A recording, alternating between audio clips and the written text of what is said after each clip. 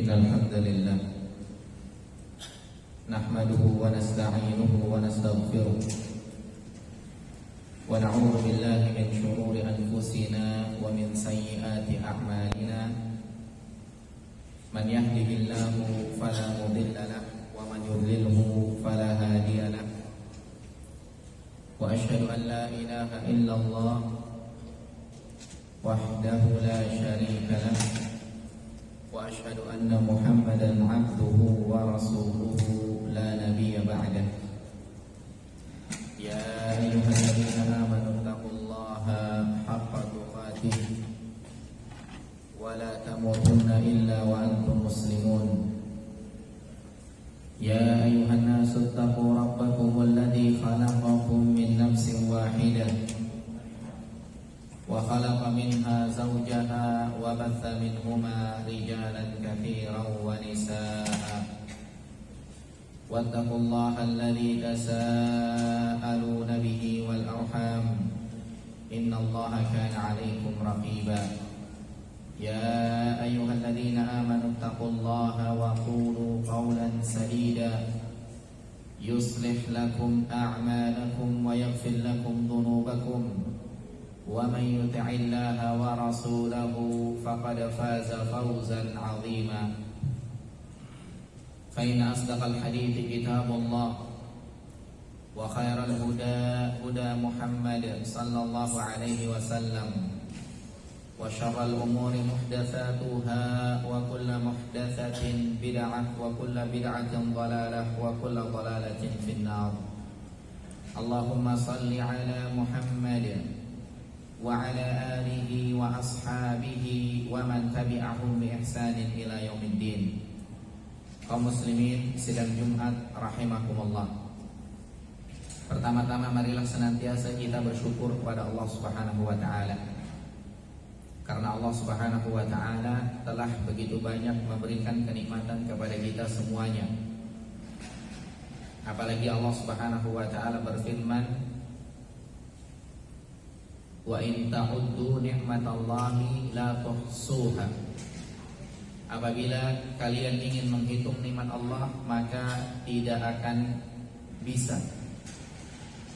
Kemudian di sisi yang lain Allah Subhanahu wa taala menyatakan wa qalilun min ibadiyasy syakur. Sangat sedikit hamba-hambaku yang bersyukur.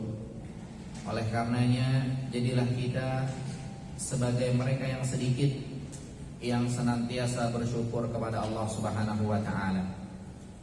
Salawat dan salam semoga senantiasa tercurah kepada Nabi kita yang mulia Nabi Muhammad sallallahu alaihi wasallam beserta para keluarganya, sahabatnya dan orang-orang yang senantiasa mengikuti beliau dengan baik sampai hari kiamat.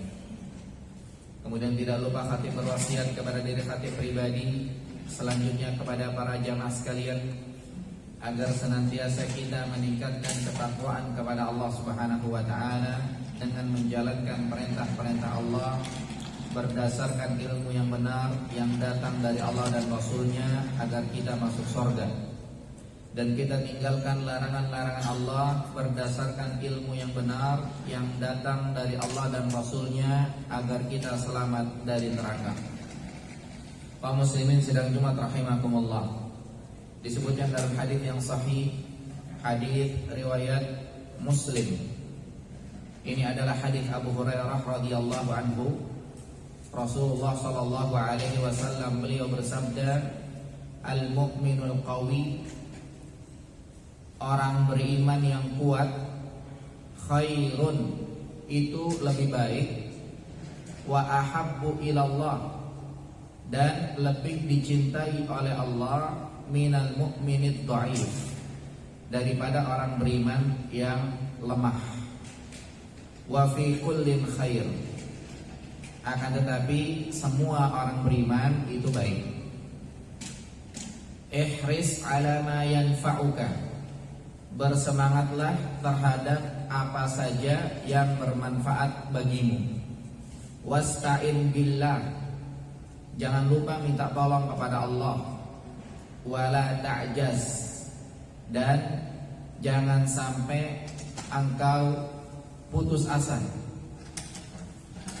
Wa in asabaka syai'un, kemudian apabila sesuatu menimpamu, fala taqul, maka jangan sampai engkau berkata, lau anni fa'altu kana kada wa kada. Coba ya kalau tadi saya melakukan ini, maka bakalan jadinya begini dan begitu. Jangan katakan demikian. Walakin, akan tapi katakanlah, walakin kul, akan tapi katakanlah, qadarullah, ini semua adalah takdir Allah. Wa ma syaa fa'al, dan apa yang Allah kehendaki pastinya bakal terjadi. Fa inna lau, karena kalau kita bilang, coba ya tadi saya lakukan ini, coba ya seandainya begini begitu dan yang lain-lain, kalimat-kalimat tersebut, kata-kata itu taftahu amal syaitan, dapat membuka pintu setan. Ini kata Nabi sallallahu alaihi wasallam. Kaum muslimin sidang Jumat rahimakumullah. Di dalam hadis yang mulia ini, yang pertama Nabi sallallahu alaihi wasallam mengatakan, al-mu'minul qawi khairun wa ahabbu ila Allah minal mu'minid dhaif. Orang beriman yang kuat itu lebih baik daripada orang beriman yang lemah. Orang beriman yang kuat itu lebih baik dan lebih dicintai oleh Allah daripada orang beriman yang lemah. Maka pertanyaannya di sini adalah, orang yang beriman yang kuat yang dimaksud dalam hadis itu bagaimana, seperti apa? Maka ini dijelaskan oleh para ulama bahwa yang dimaksud orang beriman yang kuat adalah kuat keimanannya, karena konteksnya adalah orang beriman, bukan kuat badannya.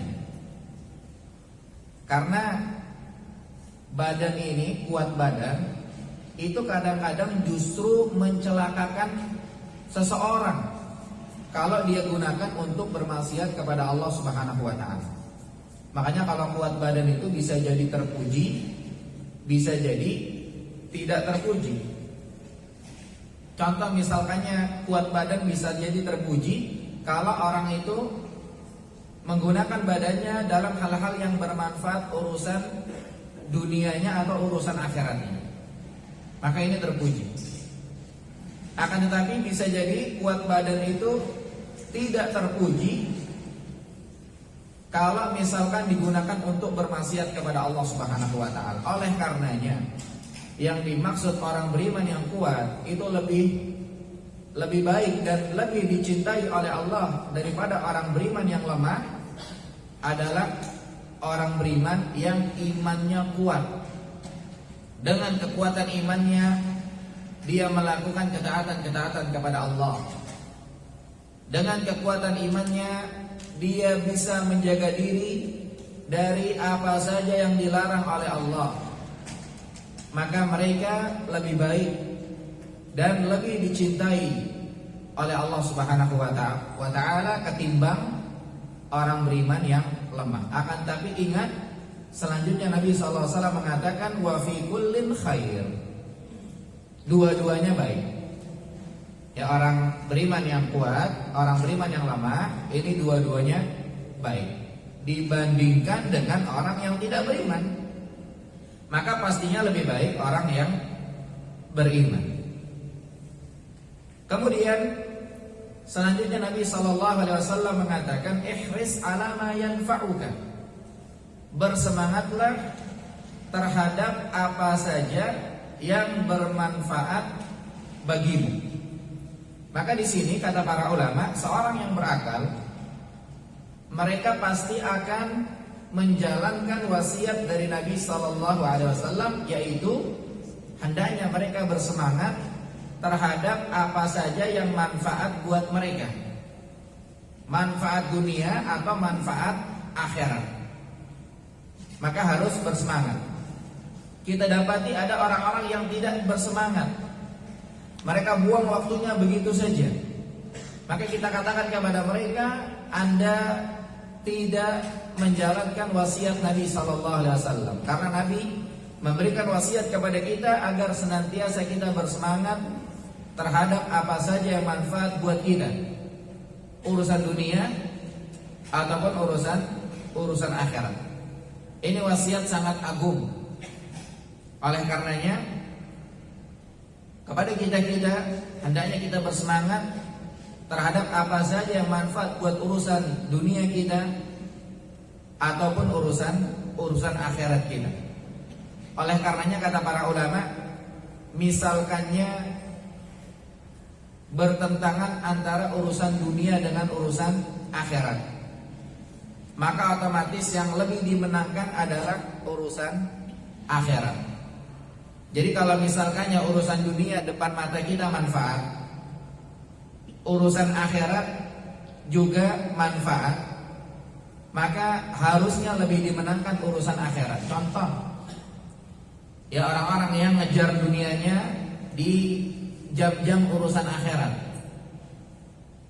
Ya mungkin ketika mereka di jam-jam sholat lah, harusnya mereka lebih memenangkan sholat. Sebagian membahasakan jam-jam segitu jam-jam rame. Dua-duanya manfaat, dunia manfaat, akhirat juga manfaat. Harusnya, normalnya, kata para ulama, yang harus dimenangkan adalah urusan akhirat ketimbang urusan dunia. Kemudian urusan akhirat, kalau dua-duanya manfaat tapi dua-duanya gak bisa dikerjain bareng, kata para ulama, ambil yang manfaatnya lebih besar. Contoh misalkannya ketika lebaran, di hari H, ya pengennya kita mungkin kita silaturahmi ke semua saudara kita. Kita silaturahmi mungkin ya ke ke paman kita. Kemudian kita pengen silaturahmi ke saudara kita, adik kita, adik kandung atau kakak kita, kakak kandung. Tapi kita nggak bisa di hari H yang pertama itu. Sehingga kita menangin yang lebih dekat dengan kita, otomatis yang lebih dekat adalah saudara kandung. Maka kita ke rumah paman mungkin nanti di hari yang kedua. Begitu juga dengan kemaksiatan.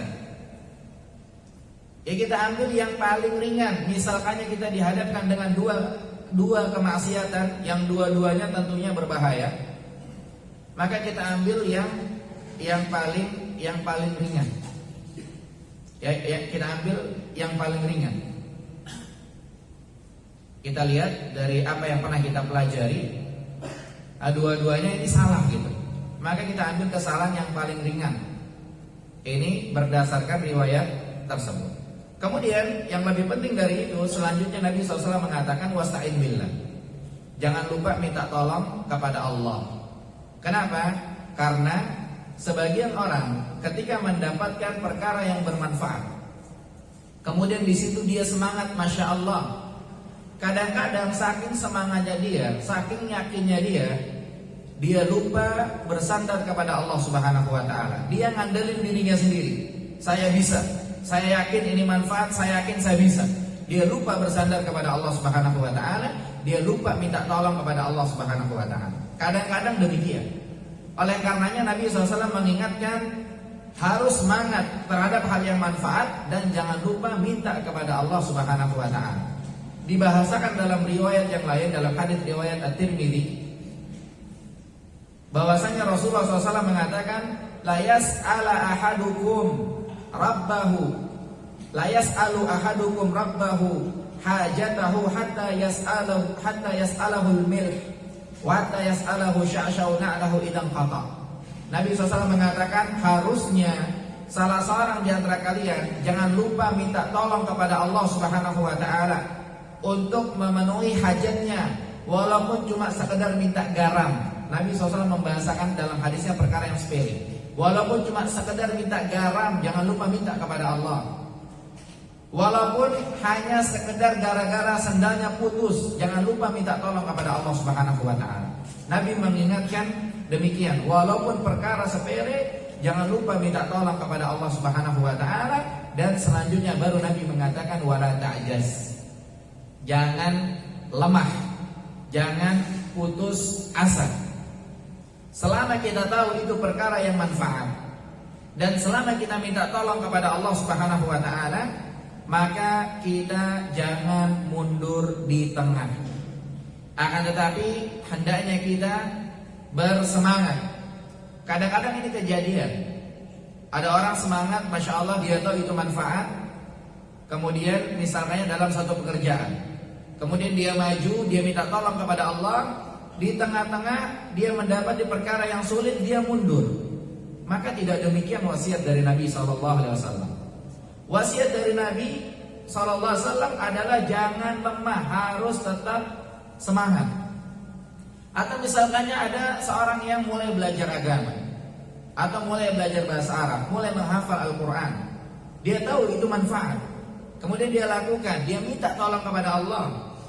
Akan tetapi di tengah-tengah dia kesulitan, akhirnya dia berhenti. Maka bukan seperti itu wasiat dari Nabi SAW. Wasiat dari Nabi, jangan lemah, terus lanjut. Sama juga orang-orang yang mungkin karena sekarang ada himbauan untuk melakukan protokol kesehatan. Ada orang-orang yang melihat satu wilayah tertentu sehingga dia udah malas lagi menjalankan protokol kesehatan. Ini juga salah. Harusnya tetap, kalau memang protokol kesehatan kita tidak tahu manfaat, maka kita jalankan. Kemudian jangan lupa kita minta tolong kepada Allah. Kita nggak ngandelin protokol kesehatan itu, enggak. Pertama kita ngelihat protokol kesehatan manfaat buat kita jalankan. Kemudian yang kedua, jangan lupa minta tolong kepada Allah Subhanahu wa Ta'ala. Kemudian yang ketiga, kalau dirasa-rasa mungkin udah ribet ini itu dan tanda kutip sehingga dia malas menjalankan protokol kesehatan, berhenti, ini salah. Harusnya tetap dia jalankan protokol kesehatan. Dan perkara-perkara yang lain, orang yang sudah ngelamar kerja di satu instansi, dia tahu itu perkara manfaat buat dia, maka jangan lupa dia minta tolong kepada Allah Subhanahu wa Ta'ala. Dan ketika dia dapati kesulitan di tengah, jangan mundur. Nabi SAW mengatakan wala ta'ajaz. Akan tapi dia harus semangat. Kalau misalkannya dia tidak bisa tembus di pilihan di kemungkinan yang pertama, maka dia pindah ke kemungkinan yang kedua, dia pindah ke kemungkinan yang ketiga, dan seterusnya. Bukan berarti dia putus semangat. Ini wasiat dari Nabi SAW. Mudah-mudahan Allah Subhanahu wa Ta'ala menjadikan kita sebagai orang-orang beriman yang kuat. Terlebih urusan keimanan, terlebih urusan keimanan kita yang sudah hijrah, kita yang sudah mulai istiqomah menjalankan agama yang benar. Maka jangan lupa kita minta tolong kepada Allah Subhanahu wa Ta'ala. Dan ketika seiring berjalannya waktu Allah mencoba kita dengan fitnah-fitnah yang ada, dituduhnya kita ini itu hanya gara-gara kita berusaha istiqomah, pengen sesuai dengan syariat yang benar-benar dibawa oleh Nabi Muhammad SAW. Kemudian kita difitnah macam-macam, maka jangan kita putus asa, kemudian kita berbalik lagi ke belakang. Akan tetapi hendaknya kita terus karena Allah mengatakan ahasiban nasu an yutraku an yaqulu amanna wa hum la yuftanun. Apakah orang-orang dibiarkan mereka berkata beriman kemudian tidak diuji sama sekali? Apakah orang-orang dibiarkan asik-asik istiqomah di atas jalan yang benar, tahu-tahu nyampe surga? Enggak juga. Pasti ada ujian dari Allah Subhanahu wa Ta'ala. Dan jangan lupa minta tolong kepada Allah. Mudah-mudahan Allah Subhanahu wa Ta'ala memberikan keringanan pada setiap ujian yang kita lalui. Barakallahu li wa lakum fil Qur'anil azim wa nafa'ani wa iyyakum bima fihi minal ayati wa dzikril hakim wa taqabbala minni wa minkum tilawatahu innahu huwal ghafurur rahim.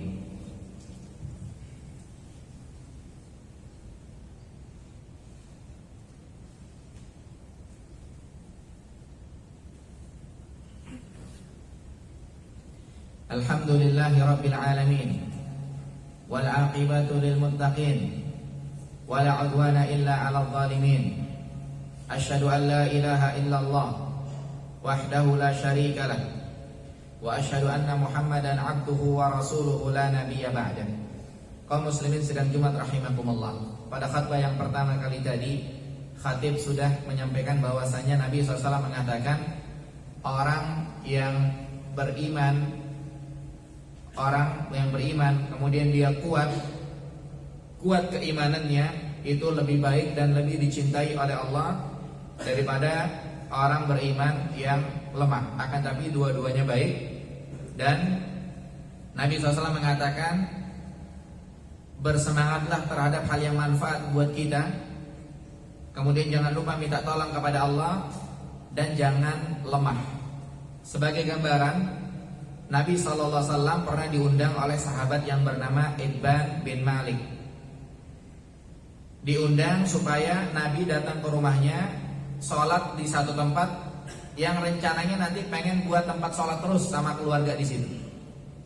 Nah, ketika Rasulullah SAW bersama dengan para sahabat datang ke rumahnya, ini Itban udah bikin suguhan, udah bikin makanan, udah bikin snack-snack dan lain-lain untuk menyambut Nabi SAW dengan para sahabat.